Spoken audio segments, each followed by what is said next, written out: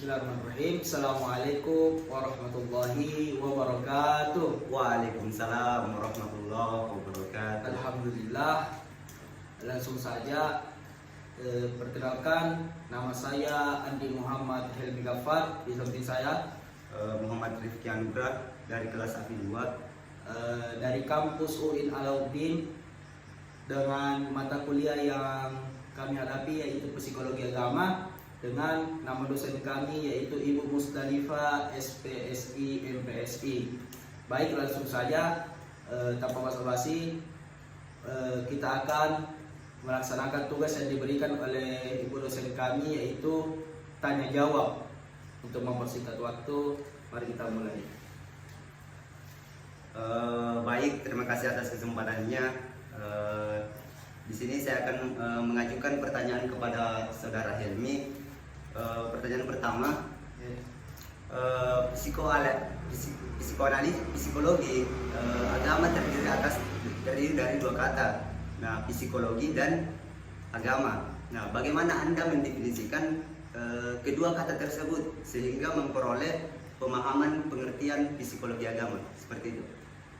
Sebagai salah satu bidang disiplin ilmu, psikologi itu adalah salah satu bidang ilmu pengetahuan atau ilmu terapan yang mempelajari lebih dalam tentang perilaku, fungsi mental, dan pikiran manusia. Itu saya dapat sumbernya dari buku referensi psikologi agama karangan dari Dr. Erba Rosalina. Nah, sedangkan Harun Nasution mengatakan bahwa agama itu adalah suatu sistem kepercayaan dan tingkah laku yang berasal dari suatu kekuatan goib. Bahkan ada pendapat lain yang mengatakan, yaitu Al-Syahrastani, itu mengatakan bahwa agama kekuatan dan kepatuhan yang terkadang bisa diartikan sebagai pembalasan dan perhitungan atau amal perbuatan di akhirat. Nah, sehingga dapat disimpulkan bahwa psikologi agama itu adalah cabang psikologi yang dimana erat kaitannya dengan agama. Jadi cabang psikologi yang meneliti dan mempelajari tingkah laku manusia dalam hubungan dengan pengaruhnya dengan keyakinan agama yang kita anut atau yang dianut oleh masing-masing orang, serta dalam kaitannya dengan perkembangan usia masing-masing. Seperti itu. Nah, saya lagi bertanya. Ya. Anak itu adalah penerus bangsa. Hal yang paling tepat dilakukan dalam mengenalkan agama saat janin dalam kandungan, misalnya di anak usia 0 sampai 5 tahun sampai anak usia 6 sampai 12 tahun. Itu pertanyaannya. Baik, saya di sini saya akan mencoba menjawab berangkat dari jurnal yang ditulis oleh Asti Inawati. Judulnya itu Strategi Pengembangan Moral dan Nilai Agama untuk Anak Usia Dini. Nah, di sini yang disebutkan ada beberapa hal yang perlu dilakukan oleh orang tua kepada anaknya, khususnya pada anak di usia 0 sampai 5 tahun. Ya. Jadi yang pertama tentunya menanamkan rasa cinta kepada Allah Subhanahu wa taala. Nah, yang kedua menciptakan rasa aman. Yang ketiga mencium dan membelai anak. Nah, yang keempat menanamkan rasa cinta kepada tanah air. Nah, selanjutnya menyentuh dan mengaktifkan potensi berpikir anak, gitu. Dan lagi yaitu memberikan semacam penghargaan kepada anak apabila anak ini mendapatkan juara di sekolah. Nah, peran orang tua di sini itu wajib lah, atau supaya anak juga merasa termotivasi toh atas pencapaian yang dia dapatkan, seperti itu. Dan selanjutnya juga pendidikan jasmani. Orang tua memberikan pendidikan jasmani kepada anaknya. Selanjutnya memberikan teladan yang baik, pengulangan dalam proses pembelajaran, dan yang terakhir tentunya memenuhi kebutuhan bermain anak, seperti itu. Baik, kembali lagi saya ingin bertanya kepada saudara Helmi. Silakan. Pertanyaan kedua kepada saudara, coba jelaskan metode yang tepat untuk menyampaikan ajaran agama bagi usia remaja dan usia dewasa. Sebelumnya saya ingin menjelaskan yang ditulis oleh Ahmad Sukardi, di mana judul yang beliau tulis itu adalah metode dakwah dalam mengatasi problematika remaja. Nah, jadi ada beberapa kecenderungan atau kondisi yang dialami oleh anak usia remaja, yang dimana hal ini diakibatkan dari masih labilnya emosi yang mereka punya. Nah, di sini saya ingin menjelaskan sedikit. Adapun kondisi-kondisi kecenderungan pada usia remaja itu diantaranya yang pertama kecenderungan untuk meniru, pertama. Kemudian yang kedua kecenderungan untuk mencari perhatian. Kemudian yang ketiga kecenderungan mulai tertarik dengan lawan jenisnya. Lalu kecenderungan mencari idolanya. Nah, juga ada beberapa yang lain itu, beberapa kecenderungan seperti juga kegelisahan. Itu juga sudah mulai mereka rasakan. Kecenderungan berpikir kritis serta emosinya itu yang selalu menggelora. Nah, sehingga secara tidak langsung inilah yang membuat problem dalam diri masa remaja itu, di mana mereka harus melewati problem ini untuk bisa mencapai fase selanjutnya, yaitu di masa dewasa. Nah, apa hal yang menjadi metode yang tepat untuk menyampaikan ajaran ajaran agama kepada usia remaja? Nah, yang bisa kita ambil dari apa yang saya baca, yaitu materi dakwah remaja. Nah, materi yang dipersiapkan itu hendaknya membawa remaja kita itu untuk mencintai Islam, lebih mengenal Quran, sehingga hati mereka itu bersifat Qurani. Dan juga kata lainnya itu kita juga bisa memberikan nasihat kepada mereka. Itu karena nasihat itu memiliki pengaruh yang cukup besar dalam membuka wawasan anak remaja, dalam membuka mata anak remaja. Nah, di waktu kemudian di waktu dewasa itulah metode yang dipakai. Sisa kita menggunakan metode kegiatan diskusi-diskusi seperti itu. Kemudian selanjutnya saya kembali bertanya, kondisi kesehatan mental itu membagi kebutuhan manusia atas dua kebutuhan pokok. Bisa saudara jelaskan? Ya, baik. Jadi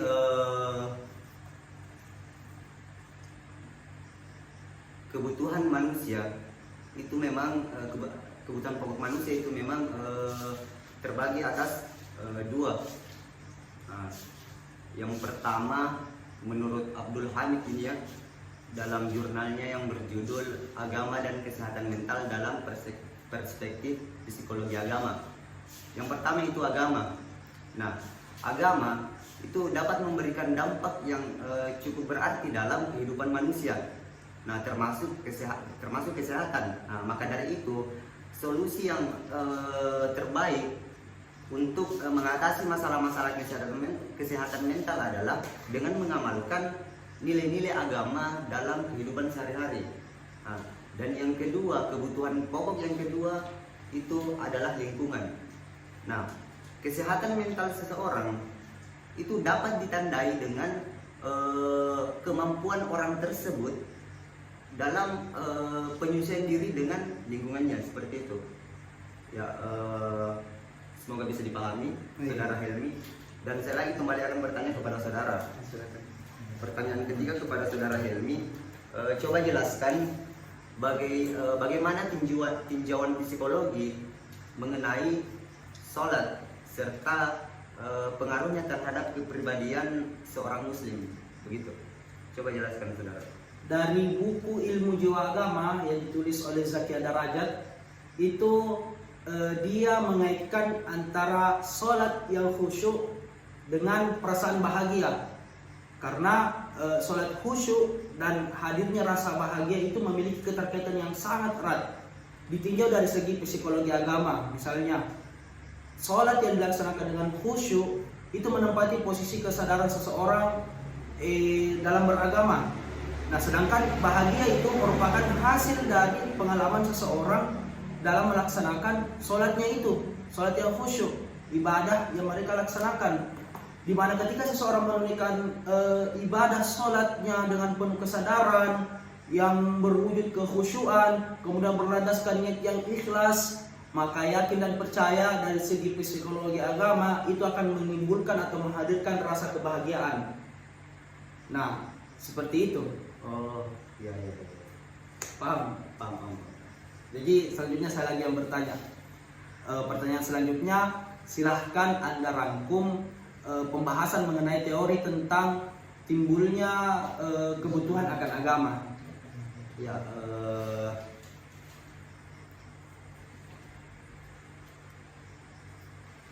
teori tentang timbulnya kebutuhan akan agama itu berangkat dari jurnal yang ditulis oleh Budi Agus Sumantri dan Nurul Ahmad yang berjudul Teori Belajar Humanistik dan implikasinya terhadap pembelajaran pendidikan agama Islam. Nah, dari pendapat penulis jurnal tersebut itu teori pertama yaitu teori monistik. Ya, jadi dia berpendapat bahwa yang menjadi sumber kejiwaan agama itu adalah suatu sumber kejiwaan yang dimaksud paling dominan sebagai sumber kejiwaan itu timbul beberapa pendapat yang dikemukakan oleh Thomas Van Aquino. Ya, jadi dia mengemukakan bahwa yang menjadi sumber kejiwaan agama itu ialah berpikir. Ya, jadi manusia bertuhan karena manusia menggunakan kemampuan berpikirnya. Ya, jadi seperti itu. Dan teori yang kedua disebut teori fakulti. Nah, teori ini berpendapat bahwa tingkah laku manusia tidak bersumber pada suatu faktor yang tunggal. Nah, tetapi terdiri atas beberapa unsur, antara lainnya dianggap memegang peranan penting adalah fungsi cipta atau biasa disebut dengan reason.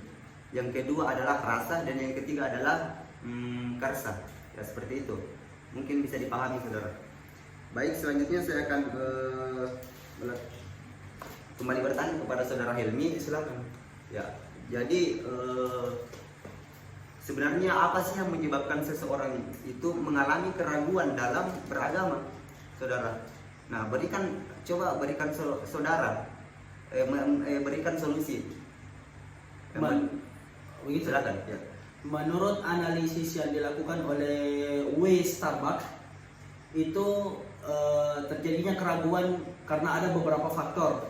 Yang pertama dari faktor kepribadian dari diri kita sendiri. Nah, tipe kepribadian dan jenis kelamin itulah yang biasa menyebabkan orang, khususnya para remaja, itu melakukan salah tafsir terhadap ajaran agama. Nah, semisal bagi individu yang orangnya tipe introvert, dia tahu introvert? Ya, orang yang tidak terlalu suka keramaian. Tipe orang yang introvert. Nah, ketika mereka mendapatkan kegagalan dalam mendapatkan pertolongan Tuhan, yang dimana dikatakan bahwa Tuhan itu maha pengasih lagi maha penyayang. Nah, ketika orang introvert ini mendapatkan kegagalan dalam meminta pertolongan kepada Tuhan yang maha pengasih lagi maha penyayang, itu akan membuat menyebabkan mereka salah tafsir terhadap sifat Tuhan itu. Semisal dia berdoa kepada Allah, lantas doanya itu tidak diterima oleh Tuhan. Nah, itulah yang menyebabkan kondisinya itu akan sangat membekas pada saat remaja introvert ini. Walau sebelumnya dia itu taat beribadah, walaupun dia taat beribadah ya, tapi dia gagal dalam berdoa kepada Allah, menghilangkan sifat kasih sayangnya Tuhan. Nah, itulah yang menyebabkan dia kebimbangan dalam beragama seperti itu. Nah, kemudian selanjutnya sudah tadi kepribadian, dilanjutkan oleh Westerback yaitu kesalahan organisasi keagamaan dan pembuka agama, serta pernyataan kebutuhan agama, lalu kebiasaan, bisa juga masuk dalam hal pendidikan, serta percampuran antara agama dengan mistik, seperti itu. Nah, penyebab keraguan remaja yang telah dianalisis oleh Westerback ini itu penyebab keraguan yang bersifat umum, bukan yang bersifat individual. Nah, seperti itu. Solusinya, tadi ada pertanyaan solusi ya. Coba berikan solusi. Solusinya ada sebuah cerita bahwa yang dirilis oleh salah satu situs Republika, seorang pria di salah satu diskusi daring itu mengungkapkan kegundahannya tentang agama Islam yang selama ini dianutnya. Anggaplah namanya Labece. Nah, ia mengaku telah meragukan Islam sebagai agama yang benar untuk dianut. Nah, kemudian orang petinggi agama ini atau orang yang mengerti ilmu agama ini mengatakan, asumsi saya itu Anda belum benar-benar mempelajari Islam secara kafah, secara menyeluruh. Nah, kita cenderung menganggap rendah agama kita karena kita terlahir dengan itu, artinya turun-temurun. Agama kita turun-temurun. Nah, kita juga menghafal beberapa hal tapi tanpa didasari dengan ilmu pengetahuan. Nah, lanjut lagi si yang pemuka agama ini itu mengkiaskan iman kepada Allah dan keyakinan kepada Islam itu sebagai ajaran yang benar, seperti tanaman yang harus disiram terus agar bisa hidup. Nah, keyakinan dan keimanan yang kuat itu hanya bisa didapatkan dengan pembelajaran yang menyeluruh tentang Islam. Artinya jangan pernah berhenti untuk belajar tentang Islam, mendalami tentang Islam. Karena disitulah poin utamanya. Nah, lanjut lagi, jadi dia bilang kita harus mengerti saudara, jika Anda tidak menyiram tanaman Anda, tanaman itu akan mati. Maka demikian pula lah juga jika Anda tidak memelihara jiwa dan keyakinan Anda dengan pengetahuan, dengan cara yang benar, itu tidak akan berhasil, bahkan akan memburuk badan sampai mati. Seperti itu, saudara Rifki. Baik, terima kasih atas penjelasannya saudara. Selanjutnya saya lagi yang bertanya. Ya, silakan. Apa sih manfaat psikologi agama bagi dunia pendidikan saat ini? Ya, jadi menurut Mulyadi Adriantoni itu dalam jurnalnya yang berjudul Psikologi Agama, psikologi agama merupakan suatu komponen yang penting yang harus dipahami dan diketahui oleh pendidik di sekolah ataupun di madrasah. Jadi pemahaman para pendidik yang benar terhadap psikologi agama akan memberikan motivasi dan menuntun para peserta didik ini untuk mengetahui tingkat keberagamaan peserta didik. Nah, juga sebagai pedoman dan memberikan ilmu pengetahuan agama bagi peserta didik. Nah, jadi seperti itu, mungkin seperti itu, saudara. Seperti itu, Ya. Silakan. Jadi saya kembali lagi bertanya kepada saudara Helmi, bagaimana dinamika psikologis seseorang yang pindah agama, saudara? Bagaimana itu kira-kira? Menurut saya ini adalah pertanyaan yang sangat susah, sebab kita harus menelaah dari hasil interview seseorang terhadap orang yang telah pindah agama. Artinya kita harus menginterview apa yang telah dirasakan oleh orang yang telah pindah agama ini. Alhamdulillah beruntung saya mendapatkan salah satu jurnal yang berjudul Dinamika Psikologis Pemuda yang Berpindah Agama, sebuah studi kasus deskriptif di mana yang ditulis oleh Dimas Anggawahid. Nah, pada waktu itu Dimas Anggawahid menginterview dua orang mu'alaf yang berpindah agama dari Kristen ke agama Islam. Nah, di situ dia menginterview mulai dari hubungan keluarga sebelum dia pindah, kegiatan ibadah sebelum dia pindah, orang tua dalam memantau ibadahnya, Kedua, itu konflik awal pemicu pindah agama dengan membahas ketertarikan pada agama barunya dan masalah di agama lamanya apa. Kemudian yang ketiga, faktor pendorongnya itu dia pindah agama dengan pembahasan dorongan dari guru kah atau keluarga dan dorongan dari diri sendiri untuk pindah agama atau bagaimana. Nah, pada mulanya pada mulanya yang diinterview oleh si penulis ini, dua orang ini itu dia tidak memiliki masalah dengan agama lamanya. Dia tidak memiliki problem di agama lamanya sehingga dia memilih agama yang barunya.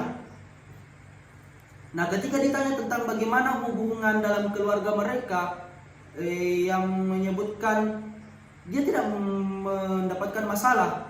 Artinya tidak ada dorongan dari keluarga, bahkan tidak ada masalah dalam agamanya itu sendiri yang menyebabkan dia bisa pindah agama.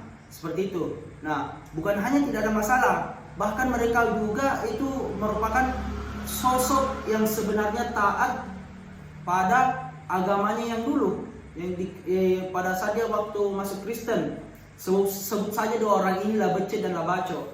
Nah, Labece dan Labaco ini ketika diinterview dia mengatakan bahwa saya adalah orang yang taat beragama. Saya sembahyang satu Ahad di gereja. Artinya dia tidak ada paksaan di dalam dirinya untuk pindah ke agama yang baru. Nah, sebenarnya keinginan untuk pindah agama itu bisa terjadi karena ada banyak hal. Permasalahan awal yang dialami oleh si Baco ini itu menyebabkan adanya keinginan untuk melakukan pindah agama sebagai pemecah konflik yang sedang dialami. Nah, konflik awal yang terjadi pada kedua partisipan ini, Labaco dan Labece ini, itu memiliki perbedaan yang sangat mencolok sebenarnya ketika dia diinterview. Si Baco menceritakan bagaimana di awal dia mulai tertarik dan mulai muncul juga konflik di dalam idenya itu. Si Baco mengungkapkan dulu itu aku tertarik dengan agama Islam itu bukan karena tidak nyaman, dengan agamanya yang lama, kata Labaco. Nah, tapi aku merasa di mana orang tuaku itu punya agama yang berbeda denganku. Nah, bapaknya si Baco ini itu dia telah mualaf. Begitupun dengan mamanya, dia telah mualaf. Namun dari saudara ayahnya ini, keluarga dari ayahnya ini masih banyak yang Kristen. Sehingga guru dari si Baco ini mengatakan, janganlah engkau mengambil dua-duanya. Artinya jangan engkau mencampur adukkan agamamu. Kau mengambil dua agama sekaligus. Kau pilih salah satunya. Karena nanti itu bakalan jadi bekal ketika kita sudah mati nantinya. Seperti itu yang dia katakan. Nah, beda halnya dengan si Bece ini. Ceritanya berbeda. Bece ini mengatakan dia mengalami konflik awal itu dan mulai tertarik dengan agama Islam karena dulu awalnya dia kan awalnya harus mempelajari kitab-kitab lain. Tapi begitu dia masuk ke ranah kitab Al-Quran, itu dia dilarang untuk membacanya, sehingga muncul kegelisahan dalam hatinya, keresahan dalam hatinya, muncul tanda tanya, kenapa mesti kitab Al-Quran ini tidak boleh bagi kami untuk membacanya, sedangkan kitab-kitab lain dibolehkan. Nah, itulah awal mulanya kenapa si Bece ini mulai tertarik dengan agama Islam. Nah, berdasarkan paparan yang telah saya jelaskan, bisa diketahui bahwa konflik awal mengapa si Baco dan Bece ini melakukan pindah agama. Keduanya ini mengalami kebingungan dalam menentukan jawabannya setelah mendapatkan permasalahan seputar agamanya itu. Nah, penelitian mengenai dinamika psikologis pada pria pindah agama itu mendapatkan kesimpulan bahwa terdapat aspek dinamika psikologis di dalam beberapa tahapan proses pindah agama. Aspek tersebut yaitu aspek kognitif, aspek emosional, dan aspek kemauan atau hubungan interpersonal. Seperti itu. Wow. Ya karena penjelasan dari saudara Helmi saya rasa cukup jelas dan saya paham. Terima kasih atas penjelasan. Kalau begitu saya lagi yang bertanya. Ya silakan. Aliran-aliran psikologi agama itu ada banyak. Ya. Jelaskan salah satu yang paling dipahami dan sebutkan contohnya. Baik. Menurut Munawir dalam jurnalnya yang berjudul Relasi Psikologi dan Agama, itu di situ aliran psikologi agama itu terdiri dari 4 aliran.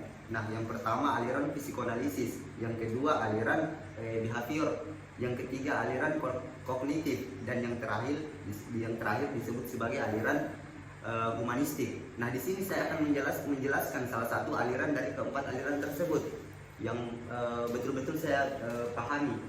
Ya, jadi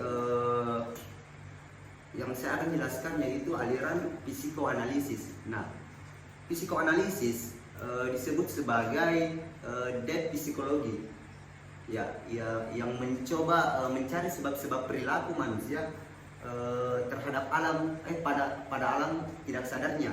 Nah, tokoh dan aliran-aliran ini adalah Sigmund Freud.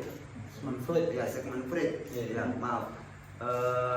Dia adalah seorang neurolog yang berasal dari Wina, Australia di akhir abad, kalau tidak salah akhir abad ke-19. Nah, aliran ini berpendapat bahwa manusia adalah makhluk yang berkeinginan atau homo volens. Ya, jadi dalam pandangan Sigmund Freud. Sigmund Freud, semua perilaku manusia itu baik yang tak tampak atau gerakan otot itu maupun yang tersembunyi atau dalam pikiran adalah disebabkan oleh peristiwa mental. Nah, maksudnya mental sebelumnya. Ya, jadi terdapat peristiwa mental yang kita sadari dan tidak kita sadari, namun bisa kita akses. Nah, dan ada yang sulit juga. Ada yang sulit juga untuk kita akses begitu. Nah,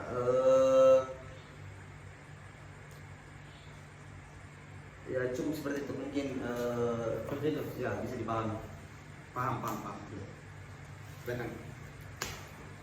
Baik, saya akan bertanya kembali kepada saudara.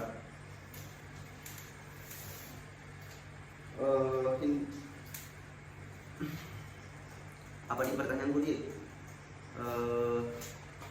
Ya, seperti yang kita ketahui bersama ke saudara bahwa sekarang itu di era digital saat ini itu pastilah membawa pengaruh positif baik itu negatif toh.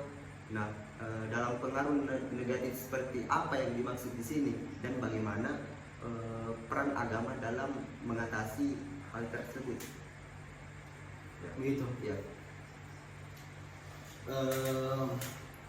Dari jurnal yang saya dapatkan yang berjudul Pengaruh Negatif Era Teknologi, Informasi dan Komunikasi pada Remaja atau Perspektif Pendidikan Islam yang ditulis oleh Ali Rahman, itu mengatakan ada beberapa dampak negatif yang bisa kita dapat di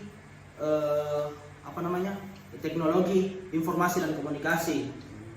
Nah, kebanyakan dampak tersebut itu disebabkan karena penyalahgunaan dari teknologi informasi dan komunikasi itu, ataupun disebabkan karena kurangnya pemahaman dari si pemakai ini, si pemakai teknologi atau si user teknologi informasi dan komunikasi ini. Nah, ada beberapa dampak negatif dari teknologi informasi dan juga komunikasi itu. Yang pertama, individu menjadi malas. Misalnya si becek menjadi malas untuk bersosialisasi secara fisik. Si bedum lebih banyak mendapatkan konten negatif di dalam teknologi informasi dan komunikasi itu. Meningkatnya penipuan, cyberbullying, peretas apa itu? Ya seperti itu. Hacker, toh? Ya. Nah, fitnah dan juga pencemaran nama baik banyak sekali terjadi di sosial media. Menjauhkan yang dekat, mendekatkan yang jauh. Oh, itu mendekatkan yang jauh positifnya. Menjauhkan yang dekat negatifnya. Baku bombe. Iya. Katanya. Nah, membuang-buang waktu untuk hal yang tidak berguna serta menurunnya prestasi belajar kita dan juga kemampuan untuk bekerja seseorang. Artinya dia selalu untuk selalu berkebutuhan dengan alat teknologi informasi dan komunikasi. Nah, langkah-langkah apa yang dapat kita lakukan untuk mencegah dampak negatif di era teknologi komunikasi dan informasi ini? Itu adalah bersikap waspada dan selektif terhadap segala macam arus di era teknologi informasi dan komunikasi tersebut. Nah, untuk mengatasi era teknologi komunikasi dan informasi itu, hal negatifnya juga kita dapat lakukan dengan menumbuhkan kembali rasa nasionalisme, bangsa agar masyarakat itu dapat mencintai negaranya sendiri, seperti menumbuhkan semangat nasionalis yang tangguh, mencintai produk negara sendiri, menanamkan dan mengamalkan nilai-nilai Pancasila, serta menanamkan dan melaksanakan ajaran-ajaran agama. Seperti itu, Saudara Rifki. Baik, terima kasih. Sama-sama. Selanjutnya saya lagi yang bertanya. Ya, silakan. Pendekatan psikologi agama dalam pendidikan itu, dalam pendidikan karakter itu seperti apa? Ya, menurut Zulhedi dalam jurnalnya yang berjudul Pendekatan Psikologi Agama dalam Pendidikan Karakter. Nah, pendidikan karakter yang merupakan salah satu masalah utama yang ingin diselesaikan oleh Al-Quran. Nah, jika disebutkan dengan dengan kata-kata atau kalimat sederhana, itu masalah manusia pertama dikunjungi oleh Al-Quran adalah masalah moral. Nah, yang dalam kapasitas tertentu bisa disebut dengan karakter Rasulullah SAW. Nah, Rasulullah SAW sendiri menegaskan bahwa ia diutus oleh Allah Subhanahu Wa Taala itu untuk membuat manusia yang berkarakter baik selain mengasah logika. Nah, pendekatan psikologis atau dalam hal ini tentu saja psikologi agama itu sangat diandalkan oleh Al-Quran dan menggantikan kebrutalan komunitas Arab pada saat itu, khususnya ada dulu disebut orang-orang jahiliyah, masa jahiliyah. Nah, dengan kesalehan mempengaruhi jiwa seseorang untuk takut melakukan dosa dan melipat gandakan kebaikan adalah cara yang hebat yang ditujukan oleh dalam Al-Quran itu ayat 50 sampai 50 dari dalam surah Al-A'raf. Nah, Allah mencoba mengendalikan jiwa seseorang itu sedemikian rupa sehingga ia benar-benar menjaga jarak dari semua kerusakan yang dapat menyeretnya ke neraka. Seperti itu, saudara. Dimengerti? Insyaallah. Baik. Saya kembali bertanya kepada saudara. Nah, ini pertanyaannya cukup berbobot. Ya, semoga bisa dijawab ya saudara ya. Jadi pertanyaannya, jika agama membuat orang bahagia, itu mengapa banyak orang penganut agama, maksudnya mengalami depresi, bahkan sampai-sampai gangguan mental? Nah, silahkan jelaskan bagaimana itu saudara dan berikanlah solusi untuk masalah ini.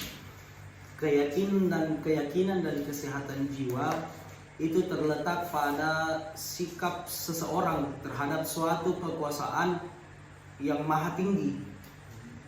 Sikap tersebut akan memberikan sikap optimis pada diri seseorang sehingga muncul perasaan positif seperti bahagia ki, senang ki, syukur ki, begitu, serta merasa dicintai atau merasa aman. Nah, sikap emosi yang demikian merupakan bagian dari kebutuhan hak asasi manusia kita itu sebagai makhluk yang bertuhan. Agama dapat memberikan dampak yang cukup berarti dalam kehidupan manusia, termasuk terhadap kesehatan. Karena tidak semua orang dengan tenang itu dapat menghadapi penyakit yang dideritanya. Ada kalanya nasihat dari dokter atau dari apoteker atau dari manapun itu dia tidak bisa terima karena rasa kecemasan atau rasa yang ada di dalam dirinya itu begitu besar, rasa bersalahnya, sehingga nasihat dari dokter untuk tetap bersabar itu dia tidak terima. Dia tidak mampu untuk menenangkan batin yang sudah terlanjur kacau, menerima hal buruk yang menimpanya. Nah, namun jika seseorang mempunyai keyakinan kepada Sang Pencipta, dia yakin bahwa penyakitnya itu akan disembuhkan oleh Tuhan yang Maha Pengasih, yang lagi Maha Penyayang, itu bisa menjadi sebagai obat dalam dirinya. Jadi bukan agama, gara-gara agama dia depresi, bukan dari dia penganut agama itu bisa menjadi gelisah, resah, depresi. Namun dari apa yang dia alaminya, sehingga agama ini menjadi semacam penentu bagi dia. Apabila keimanannya atau kepercayaannya kepada Tuhan itu kuat, maka itu akan menjadi hal positif dalam dirinya. Dia jadikan penyakit yang ada dalam dirinya itu sebagai cobaan dari Tuhan, sehingga yang dia butuhkan hanyalah bertawakal kepada Allah, doa, dan itulah yang menjadi senjatanya bagi dirinya sendiri. Nah, sedangkan bagi orang-orang yang saya sebutkan tadi, orang-orang yang sudah tidak bisa menerima nasihat dari dokter, nah itulah orang-orang yang bisa dibilang lemah di dalam keimanannya kepada Tuhan. Seperti itu. Ya. Mati. Ya, salah. Nah, seperti itu. Terima kasih. Kemudian selanjutnya, bagaimana menurut Anda hubungan agama dan budaya yang erat kaitannya di Indonesia ini? Ya, baik. Cukup menarik pertanyaannya. Menurut Arif Khairuddin dalam jurnalnya itu yang berjudul Agama dan Kebudayaan Tinjauan Studi Islam. Nah, agama dan budaya adalah salah satu unsur yang tidak dapat dipisahkan. Nah, dalam kehidupan masyarakat, khususnya masyarakat Indonesia itu sendiri. Nah, di mana dia yang melahirkan berbagai macam penghakiman. Nah, sebagian masyarakat itu menganggap bahwa agama itu harus steril dari budaya, dan ada juga sebagian masyarakat lainnya menganggap bahwa agama bisa berdialog dengan budaya. Ya, jadi maka pada agama dan kebudayaan itu ada kalanya antara agama dan kebudayaan itu menempati wilayah sendiri-sendiri. Nah, dan ada kalanya juga itu keduanya berada dalam wilayah yang sama, yaitu disebut dengan wilayah kebudayaan agama. Nah, di sini menurut saya aktualisasi agama sesungguhnya telah memasuki wilayah kebudayaan, sehingga agama mau tidak mau menjadi bagian dari kebudayaan. Nah, apabila ditarik garis lurus atau batas antara agama dan kebudayaan, itu ini adalah garis antara garis batas Tuhan dan manusia. Nah, maka wilayah agama dan wilayah kebudayaan itu pada dasarnya tidak statis, melainkan dinamis. Nah, sebab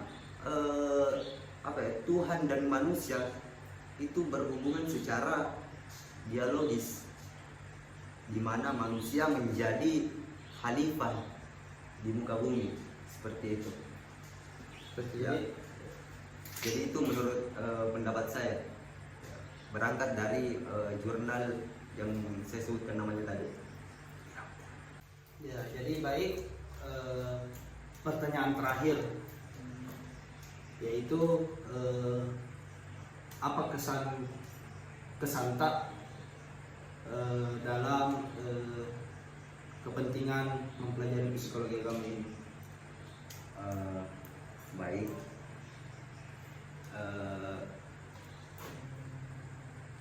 ketika berbicara tentang kesan saya setelah mempelajari ilmu yang menarik ini, yaitu ilmu psikologi agama, itu apa ya, meningkatkan dengan psikologi agama ini, itu dia dia memberikan kepada saya rasa keingintahuan yang tinggi terhadap manusia, dalam meneliti manusia. Nah, itu yang pertama. Nah, yang kedua itu dengan belajar psikologi agama itu bisa melatih saya untuk melihat orang lain. Nah, artinya kita bisa mengkaji orang lain itu kapan dia, kenapa dia marah, kenapa dia menangis, itu dalam psikologi agama itu semua dijelaskan. Nah, dan juga saya bisa peka terhadap masalah agar lebih kreatif untuk menyelesaikannya. Jadi saya bisa mencari solusi dari masalah-masalah itu semua. Nah, dengan belajar psikologi agama juga bisa membantu saya untuk membentuk kepribadian saya sendiri. Ya, jadi psikologi agama ini merupakan bagi saya itu sebagai senjata untuk sebenarnya itu saya sebenarnya saya itu ini begitu. Ya, jadi dia membentuk kepribadian saya. Nah, dan yang terakhir, setelah saya mempelajari psikologi agama itu, saya merasa tingkat kedamaian hati dan nurani itu saya semakin tinggi, alhamdulillah. Nah, dan tentunya dari aspek tuntutan agama tuh. Nah, di mana rasa bersalah dan berdosa yang saya rasakan dapat hilang dari batin apabila manusia telah menebus dosa atau kesalahan dengan cara bertaubat. Ya, jadi itu mungkin kesan saya setelah mempelajari psikologi agama itu. Baik, terima kasih.